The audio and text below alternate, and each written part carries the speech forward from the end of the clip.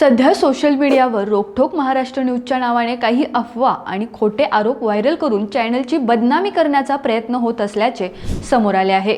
या संदर्भात चॅनलचे संपादक अनिल मोरे यांनी अधिकृत खुलासा केला आहे। त्यांनी सांगितले की काही हितशत्रूंकडून आणि गुन्हेगारी प्रवृत्तीच्या लोकांकडून सोशल मीडियावर चुकीचे व्हिडिओ आणि पोस्ट व्हायरल करून चॅनलची नाहक बदनामी केली जात आहे। तसेच हडपसरमधील एका व्यक्तीने रोकठोक महाराष्ट्र न्यूजच्या नावाचा आणि लोगोचा वापर करून सोशल मीडियावर डुप्लिकेट चॅनल सुरू केल्याचा प्रकारही समोर आला आहे। याबाबत महाराष्ट्र सायबर पोलीस आणि पुणे सिटी पोलीस यांच्याकडे अधिकृत तक्रार दाखल करण्यात आली आहे। या तक्रारीचा राग मनात धरून काही गुन्हेगार प्रवृत्तीचे लोक चुकीचे आणि दिशाभूल करणारे व्हिडिओ सोशल मीडियावर पसरवत असल्याचा आरोपही करण्यात आला आहे।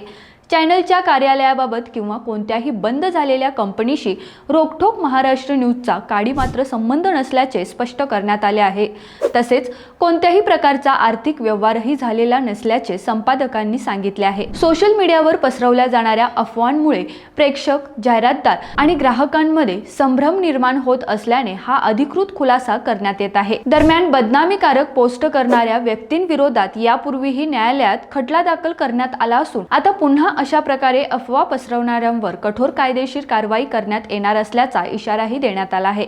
म्हणूनच नागरिकांनी आणि प्रेक्षकांनी कोणत्याही अफवांवर विश्वास ठेवू नये आणि रोकठोक महाराष्ट्र न्यूज विषयी बदनामीकारक पोस्ट शेअर करू नयेत असे आवाहन करण्यात आले आहे। रोकठोक महाराष्ट्राला सबस्क्राईब करा आणि बेल आयकॉनवर क्लिक करायला विसरू नका।